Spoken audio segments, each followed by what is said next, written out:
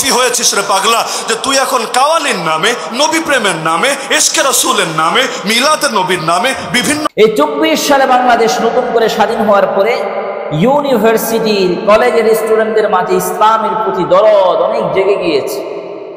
আমার কলেজের টুকরা যুবক ভাইয়ার এখন ইসলামের প্রতি দিন দিন ধাবিত হচ্ছে। ঢাকা ইউনিভার্সিটি, চট্টগ্রাম ইউনিভার্সিটি, বিভিন্ন ইউনিভার্সিটির মধ্যে তারা সন্ধ্যার কাওয়ালি গান, এই গানগুলো তারা বাজাচ্ছে। এবং একটা গান এই সাম্প্রতিক সময়ে সবচাইতে বেশি ভাইরাল, দে দে পাল তুলে দে মাঝি হেলা করিস না, ছেড়ে দে নৌকায় আমি যাব মদিনা। এই গানটা নিয়ে এই যে আমাদের একজন সুনামধন্য আলেম উসামা ভাই, উনি অকথ্য ভাষায় ওনাদেরকে কথা বলেছেন, তোরা কি জন্য গান বাজালি তুই বলে অনেকগুলো শব্দ সম্বোধন করেছেন।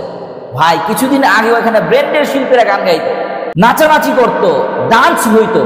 এরা যে এতটুক পর্যন্ত পরিবর্তন হয়ে আসছে, আপনি তাদেরকে বুঝান, বুঝিয়ে সঙ্গে ইসলামের মধ্যে নিয়ে আসছেন। উগ্রপন্থা আপনি কেন বেছে নিচ্ছেন? আপনি কি আফগান পেয়েছেন যে আপনি গায়ের জুড়ে মানুষের উপর ইসলাম চাপিয়ে দিবেন, ইসলামী শাসন খেলাফত ব্যবস্থা চাপিয়ে দিবেন? এটা কি বাংলাদেশে কখনো পসিবল সম্ভব?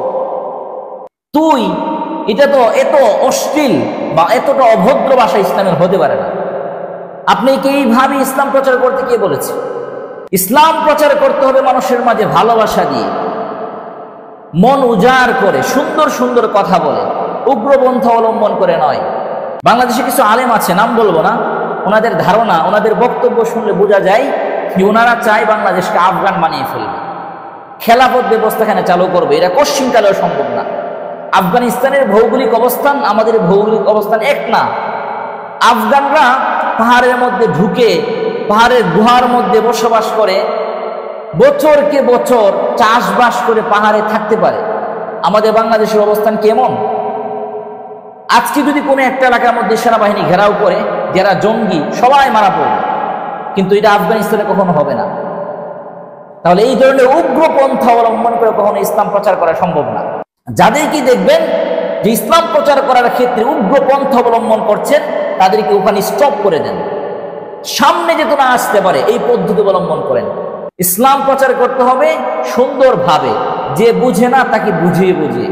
উগ্রপন্থা অবলম্বন করে ইসলাম প্রচার করা যায় না। রাসূল কারে ঘাড়ের মধ্যে তরবারি রেখে বলে নাই যে তুমি ইসলাম গ্রহণ করো, অথচ সব সাহাবা একটা মদ খেতে অভ্যস্ত ছিল, মদ খাইত। এই মদ আল্লাহ তাআলা হারাম করছেন 3টা ধাপে। কেন মানুষ অভ্যস্ত হয়ে উঠতে পারবে না? কতটা সুন্দর ইসলাম, অথচ আপনি উগ্রপন্থা অবলম্বন করছেন। এই পথগুলো থেকে আপনারা দূরে সরে আসেন, অন্যথায় মানুষটা আপনাদের এই বক্তব্য প্রত্যাখ্যান করবে, আমরাও আপনাদের বক্তব্য প্রত্যাখ্যান করব।